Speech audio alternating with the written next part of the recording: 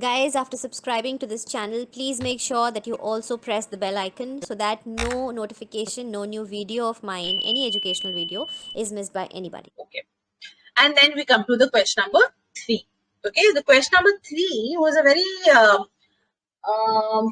what do I say, vague question again. So they spoke about carcinoma ovarian staging.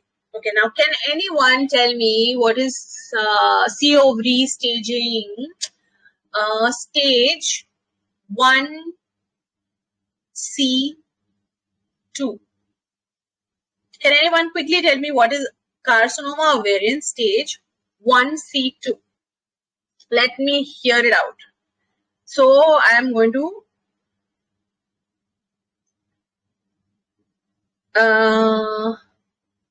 wait. Ascites, capsules. Oh, I think you're right.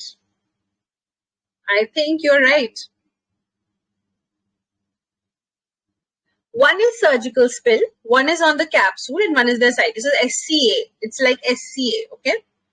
It is surgical spill is C1, then capsule rupture is C2, and then ascites is C3 if I'm not wrong. Let's see. C2 is capsule rupture before the surgery. So most of you are right. Rahul, great. Deepti, again, great. If you ever write down capsule, I understand what you mean to say, but it's great. SCA, remember that. So it is surgical spill, capsule rupture, and ascites, C1, C2, C3. And of course, you know, stage 1 is confined to the ovaries. Stage 2, that means I'm talking more than the ovaries, I mean extension and, you know, to the uterus and fallopian tubes. Everybody who's been another pelvic organs, right? Everybody who's been through my classes when I was teaching you the, you know, the screening, guys, you cannot mess up with the screening and the staging. I'm sorry, the staging. And all of you who've been through my classes when I was teaching you regarding the FIGO staging, every carcinoma, I've given you a technique to remember. Okay, just revise that technique right before your exams or once just after my class, and you will never forget it. The idea is to give you a different technique to remember different. So you're not oncologists that you have to remember staging for every carcinoma. Okay, and even the best minds, okay, will not remember exact staging of every carcinoma and will never fumble. It's never going to happen. Okay. For us, luckily, fortunately, we are gynecologists, right? We have to remember only 4 of our important carcinomas, and you cannot fumble in the staging. So what I did was I devised a different staging technique or method to memorize for different carcinomas. And everybody who's taken my theory classes has the access to the live class recording folder. And in there is a folder called oncology or cancer, carcinoma, something like that, oncology mostly. And in that different cancers, I have, taken classes on different cancers. And I have taken a pre-cancerous treatment before and then cancer later on. So for example, for CA cervix, it is a screening of cervical carcinoma then followed by frank cervical carcinoma. That means at one place I've spoken about the entire cervical carcinoma screening, and then I've spoken about CA cervix per se. In the same way, when I spoke about ovarian carcinoma, I spoke about the ovarian cysts before, which included both, the perimenopausal cysts and the adolescent cysts. And then I spoke about ovarian carcinoma later on. So every carcinoma I've split into 2 classes. In the same way, atypical endometrial hyperplasia, and then endometrial carcinoma. And with every carcinoma, I've taken a staging as well. So please go ahead and look at that staging because it will make you remember that staging forever. Okay, so this is 2A, in which uterus and fallopian tubes are involved. 2B, the other pelvic tissues are involved. And now see stage 3, I never remember this. So 3A1 goes to the positive retroperitoneal lymph nodes, and 3A2 starts from microseeding, correct?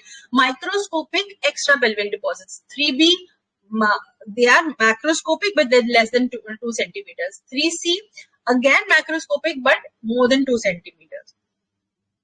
And then you have here only beyond the pelvis includes the liver capsule. Okay, so 3 is difficult for both ovary cervix, and even endometrium. Guys, I request everyone to be on mute. Everyone, please.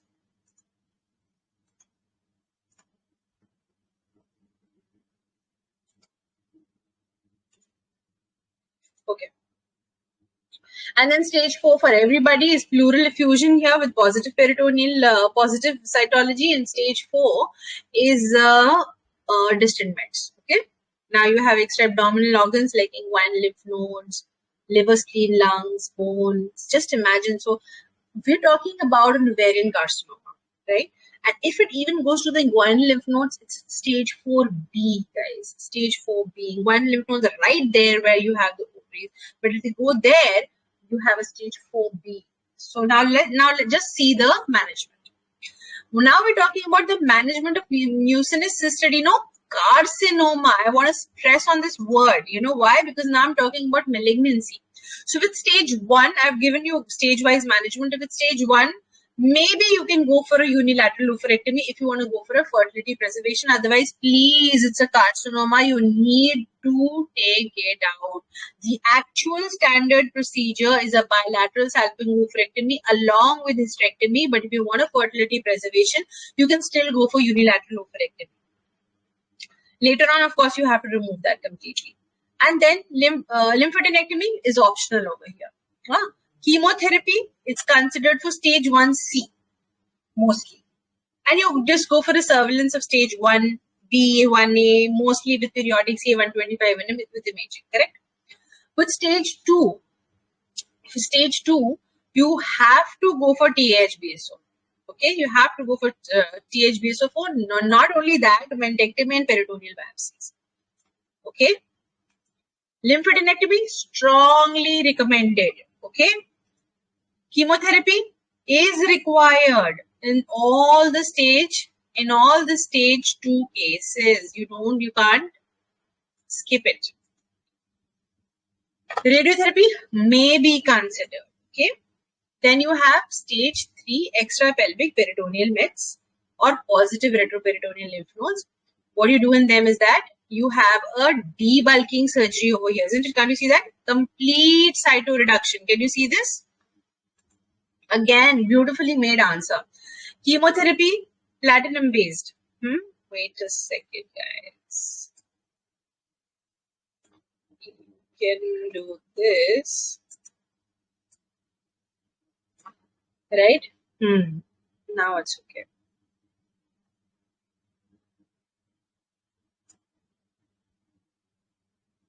Yeah. So yeah, I was telling you about chemotherapy. So platinum-based chemotherapy post-surgery, you will require that. You might even require intraperitoneal chemotherapy because you're not talking about stage number 3. Okay, so you have beyond the pelvis, you have peritoneal deposits now, right? So you have to go for cytoreduction. You have to go for chemotherapy. You have to go for intraperitoneal chemotherapy and targeted therapy as well with the help of some bevacizumab, these kind of agents. And of course, if it's this thing distant meds, then you can't help it. Obviously, some amount of surgery, some amount of cytoreduction, some amount of chemotherapy is required even for your stage 4 disease, and you'll have to be very specific about it.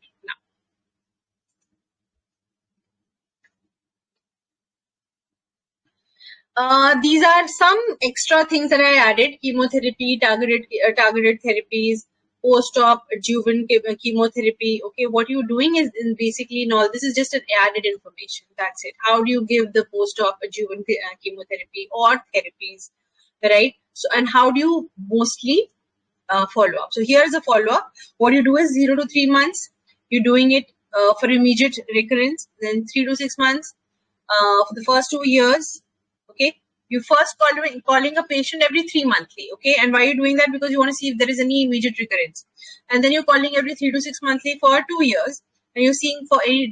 See, usually for most of the cancers, this is how the protocol is. So the first 2 years, they say come every 2 or 3 months. For the next 2 years, they say 3 to 6 months. And for the next 5 years, they're coming annually. So you're basically following this patient up for around 9-10 years, isn't it?